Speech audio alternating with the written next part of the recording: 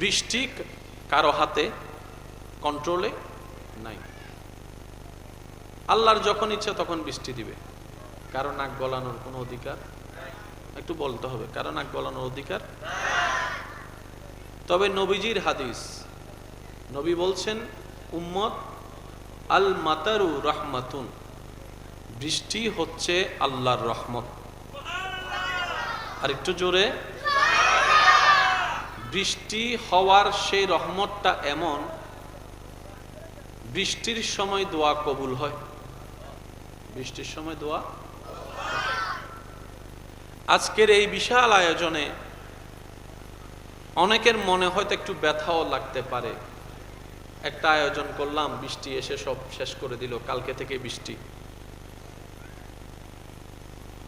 আমি প্রায় সময় একটা কথা বলি,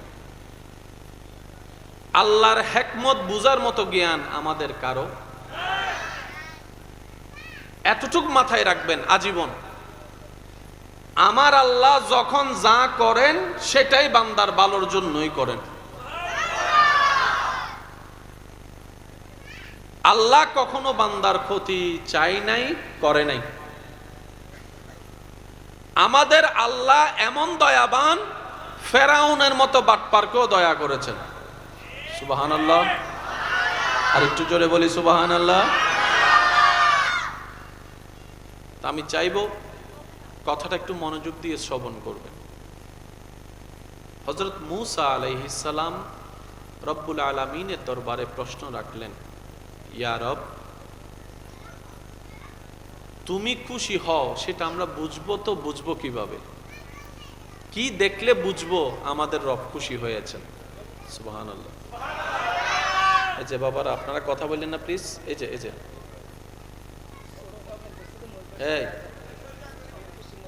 একটু একটু একটু কথা না বললেই হয়, আপনারা কথা বলেন না। মূসা আলাইহিস সালাম আল্লাহকে জিজ্ঞেস করছেন, আল্লাহ তুমি খুশি হলে আমরা বুঝবো কিভাবে? রব বলে যে তিনটি লক্ষণ যদি দেখো বুঝতে পারবা আমি রব খুশি হয়েছি। আর একটু আস্তে করে বলেন সুবহানাল্লাহ। ইয়া রব, সেই তিনটি নিদর্শন কি? রব বলে যে আমি যখন খুশি হই তখন ঘরে মেহমান পাঠাই। আপনার ঘরে যখনই মেহমান আসবে, বিন বুলাইয়া মেহমান, বিনা টাইমে মেহমান, বুঝবেন আপনার রব আপনার কল্যাণ চাচ্ছেন, রহমত করছেন আপনার ঘরে রিজিকে বরকত দেওয়ার জন্য। দ্বিতীয় নাম্বার, রব বলে যে আমি যখন খুশি হই, যার উপর খুশি হই, যে টাইমটাতে খুশি হই, সেই ঘরে সেই পরিবারে আমি কন্যা সন্তান পাঠাই। তৃতীয় নাম্বার, রব বলে যে যখনই দেখবা আকাশ থেকে বৃষ্টি পড়া শুরু হয়েছে বুঝতে পারবা আমি রব খুশি হয়েছি। কয়টা নিদর্শন? একটু আওয়াজ দিতে হবে। কয়টা নিদর্শন? একটা হলো ঘরে মেহমান আসলে রব খুশি, আরেকটা হচ্ছে ঘরে কন্যা সন্তানের জন্ম হলে রব খুশি, আরেকটা হচ্ছে আকাশ থেকে বৃষ্টি নাজিল হলে রব খুশি। বড় চমৎকার বিষয় কি জানেন? রব খুশি হলে যে তিনটা কাজ করে দেখান, আমরা বান্দারা সেই তিন কাজে নারাজ। আমরা বান্দারা সেই তিন কাজে, হঠাৎ যদি মেহমান চলে আসে আমাদের মুখে থাকে আয় বের টাইম ন বসবে না, কথা বলেন না কেন? ঠিক না? টাইম নাই, টেবিল নাই, 3টা বাজায় চলিসি, আকল জ্ঞান নাই বাংলার। আল্লাহ খুশি, বান্দা নারাজ। কারো ঘরে যদি কন্যা সন্তান হয়, অনেক মানুষের মুখের মধ্যে আর লাগাম দেওয়া যায় না, বারবার বলতে থাকে যে এই ফেটের মধ্যে মনে হয় ছেলে হবে না, সব মেয়ে হবে, মেয়ে হবে, হাজার রকমের কথা। কথা বলেন ঠিক কিনা? আরেকটা হলো বৃষ্টি, সব রেডি হয়ে বের হওয়ার জন্য প্রস্তুতি নিলেন, এমন সময় আচম্বিক বৃষ্টি। আপনার আমার আকাশের দিকে তাকায় একটা কথা বলি, আয় বের আর টাইম না ফাদে। কথা বলেন ঠিক কিনা? তাহলে আজকে থেকে অন্তত এই তিনটা বিষয়ে আমরা আলহামদুলিল্লাহ বলে খুশি থাকার চেষ্টা করব। সবাই বলি ইনশাআল্লাহ। কারো যদি দেখেন যে ঘরে মেহমান এসেছে, প্রথম কথা বাজার থাক না থাক আপনি প্রথমেই বলবেন আলহামদুলিল্লাহ। যদি প্রশ্ন করে তোমার ঘরে বাজার নাই নিজে খাওয়ার মতো, মেহমান দেখে তুমি খুশি হলা কেন, আপনি বলবেন আমার রাজ্জাক যিনি রিজিক দেয় তিনি মেহমান পাঠিয়েছেন, সুতরাং মেহমানদারি কিভাবে করব আমার টেনশন করার দরকার নেই, যিনি রিজিক দিবেন তিনি রিজিকের ব্যবস্থা করে দিবেন। সুবহানাল্লাহ, আল্লাহু আকবার।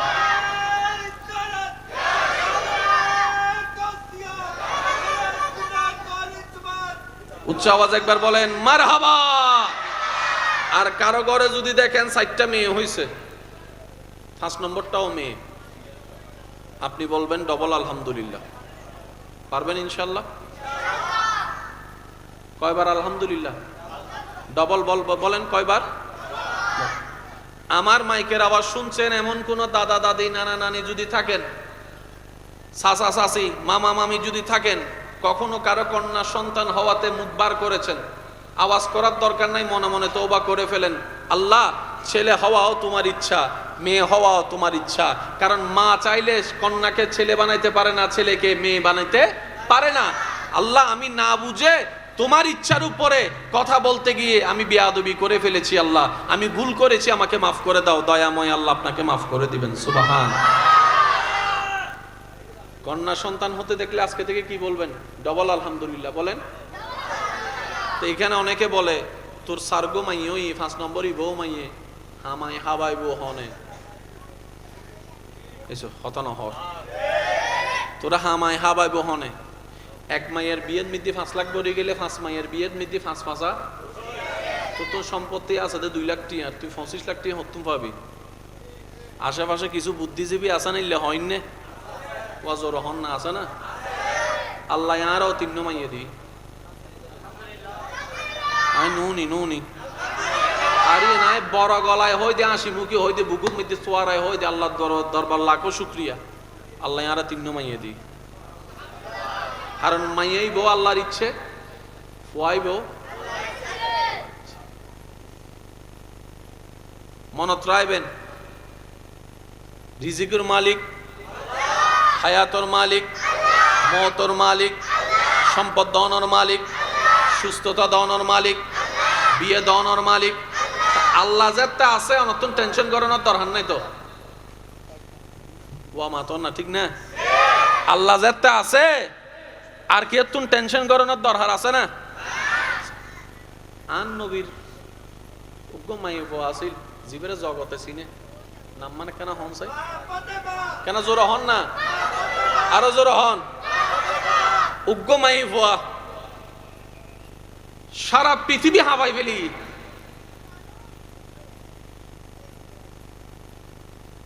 বিবি আসিয়া মাইয়ে ভুয়া, মরিয়ম আল ইসলাম মাইয়ে ভুয়া, মা হাওয়া মাইয়ে ভুয়া, কেন জোর জোর হন না, ঠিক না? আল্লাহ হারে দিয়ে কি গড়াই হওয়া না যায়। তো সেজন্য যারা কন্যা সন্তানের বাবা আছেন, ছেলে সন্তানের বাবা আছেন, মা আছেন, আল্লাহর ওয়াস্তে রব যেটা দয়া করে দিয়েছেন সেটাকে আলহামদুলিল্লাহ বলেন। কারণ এরকম হাজার মা বাবা আছে এখনো সন্তানের চেহারা দেখে নাই। একটা আওয়াজ দিয়ে বলেন আছে না নাই? মনে রাখবেন রব অনেক সময় দিয়েও পরীক্ষা করে, অনেক সময় না দিয়েও পরীক্ষা করে, অনেক সময় সম্পদ দিয়ে পরীক্ষা করে, অনেক সময় সম্পদ নিয়ে পরীক্ষা করে। আর এইটাই হচ্ছে দুনিয়ার নিয়ম। রব সেটাই কোরআনে ওয়াদা আগে করে নিয়েছেন।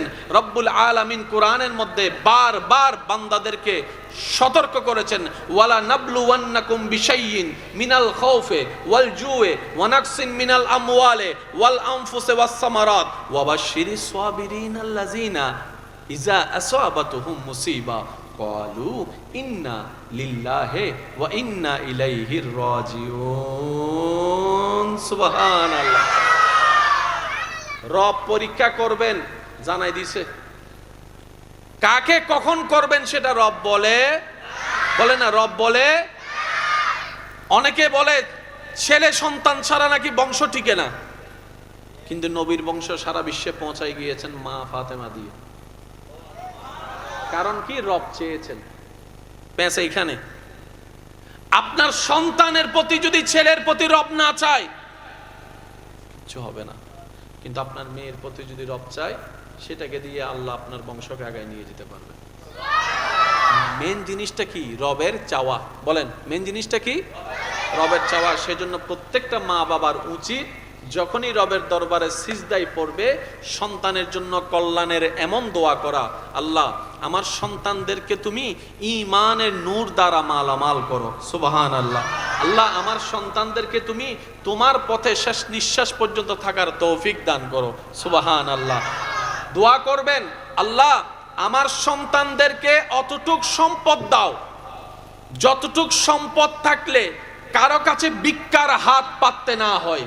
ও মাওলা আমার সন্তানদেরকে অতটুক সম্পদ দিও না যে সম্পদের প্রেমে পড়ে তোমাকে ভুলে যাবে, তোমার নবীকে ভুলে যাবে।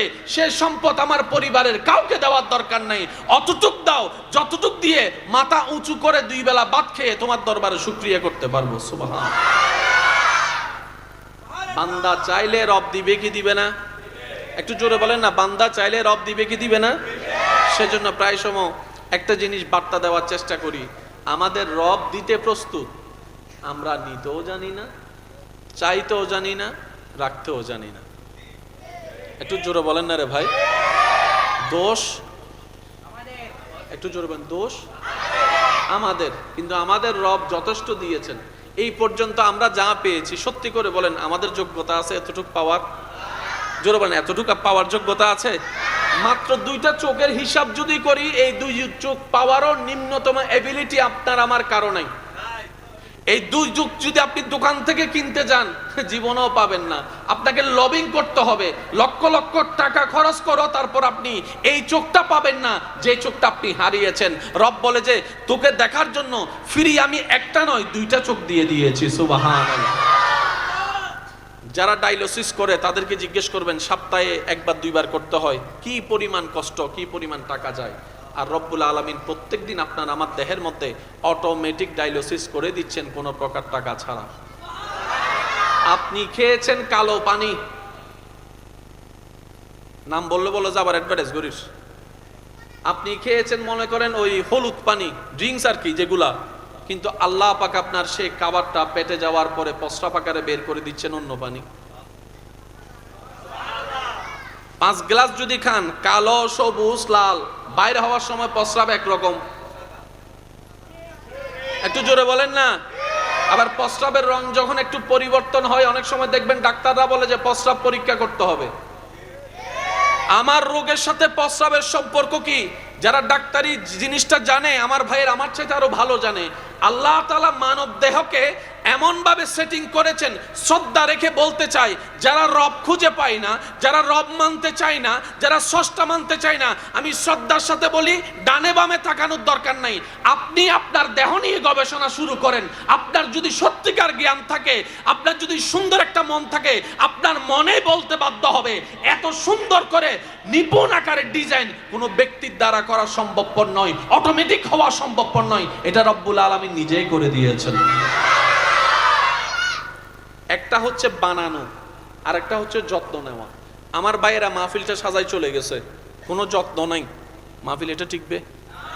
এদিকে চিল্লাবে, ও দিকে চিল্লাবে, ইতি হিন্দু দূরের, ইতি হিন্দু দূরের।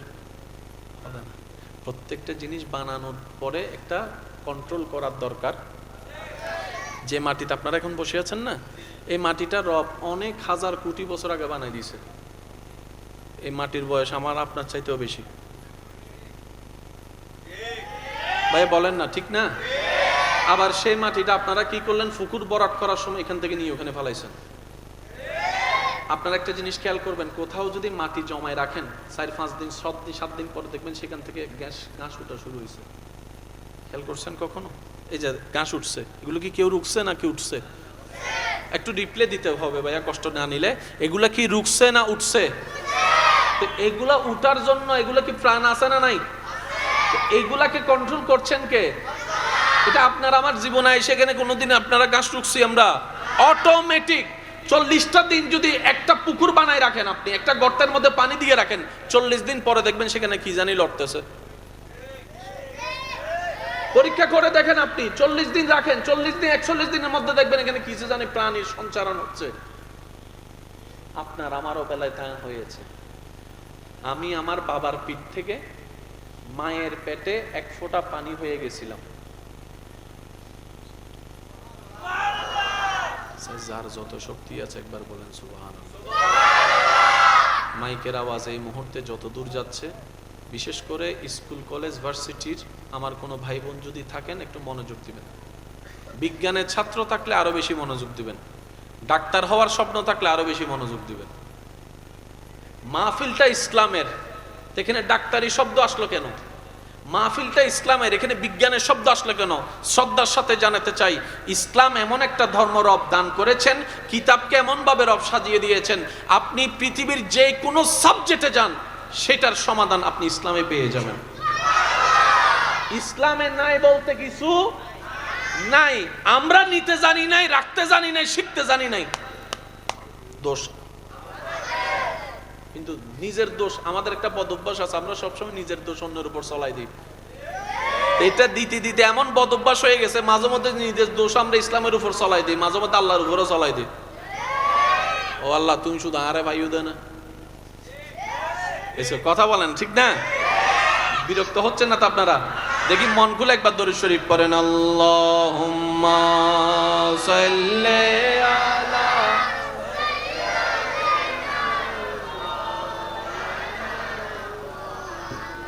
ওয়া আলা আলি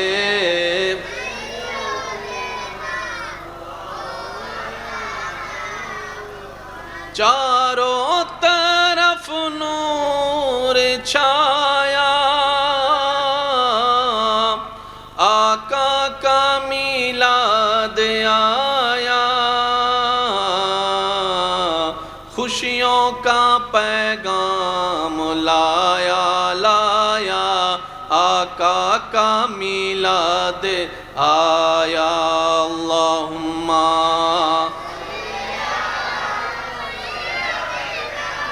मौलाना मुहम्मद व अला आले।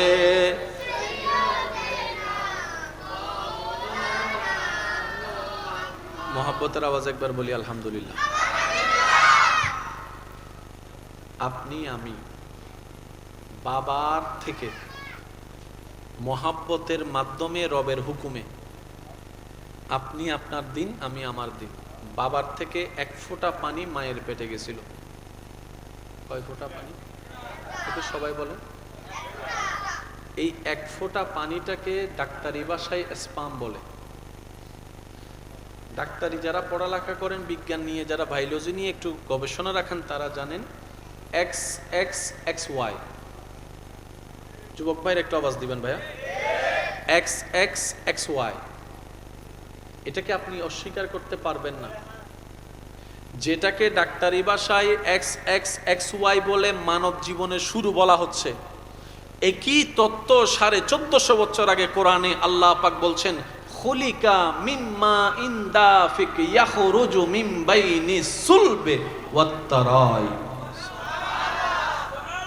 আপনি যদি ইসলামকে নিয়ে নেওয়ার মতো নিয়ে কোথাও আপনি যদি প্রেজেন্ট হন, বিসমিল্লাহির রহমানির রহিম, আল্লাহর দয়ায় আপনাকে মাথা নত করে আসতে হবে না।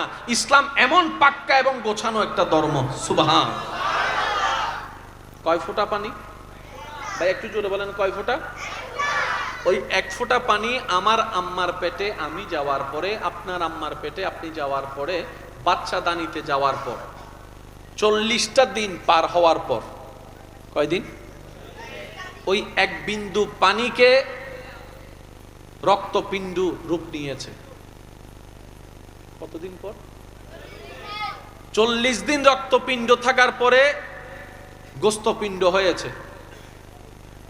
প্রথমে ছিল কি ভাইয়া? ভাইয়া এই যে আব্বু, প্লিজ কথা বললেন না, এই যে অনুরোধ করছি আল্লাহর ওয়াস্তে। আপনি আমি প্রথমে ছিলাম কয় বিন্দু পানি? না লাগবে না, আলহামদুলিল্লাহ। কয় বিন্দু পানি? এক বিন্দু পানি। 40 দিন পরে কি হলাম?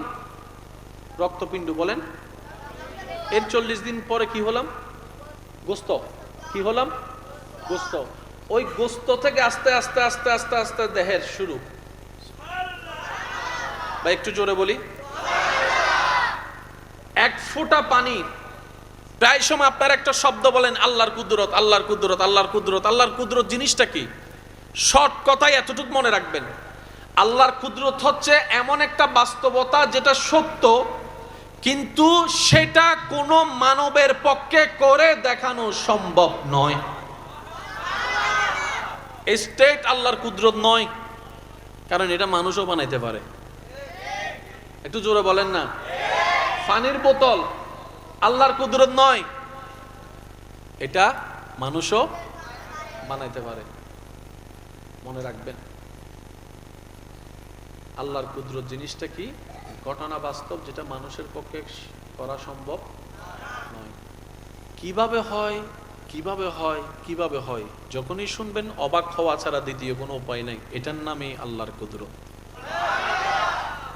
আপনাদের এখানে বৃষ্টি হচ্ছে আজকে কয়দিন? একটু জোরে যদি বলেন। লাগাতার তো হচ্ছে না, পুরা বৃষ্টি হয়ে মাঠ শেষ, পুকুর ভরাট হয়ে গেছে, পানি উঠে গেছে। এই বৃষ্টিগুলো হয় কোত্থেকে? মেঘ থেকে। এবার আমাকে একটু বলেন, যত বৃষ্টি আপনি পানিতে দেখছেন এই জায়গায়, তাহলে কত বৃষ্টি ওখানে জমা আছে? কত পানি ওখানে জমা আছে? কিন্তু এখানে তো একটা টাঙ্কি নেই। পানি জমাইতে কি লাগে? মেঘের ভিতর তো কোনো টাঙ্কি, এতগুলো পানি কই, কেমনে, কোথায় জন্মালো? রব বলে যে এটাই আমার কুদরত। ঘটনা বাস্তব, কিন্তু কেমনে কি আমাদের ব্রেইনে ধরে না। এটা হচ্ছে রবের কুদরত। সবাই বলেন এটা রবের। তাহলে এক বিন্দু পানি থেকে আপনি আমাকে দেখছেন, আমি আপনাকে দেখছি।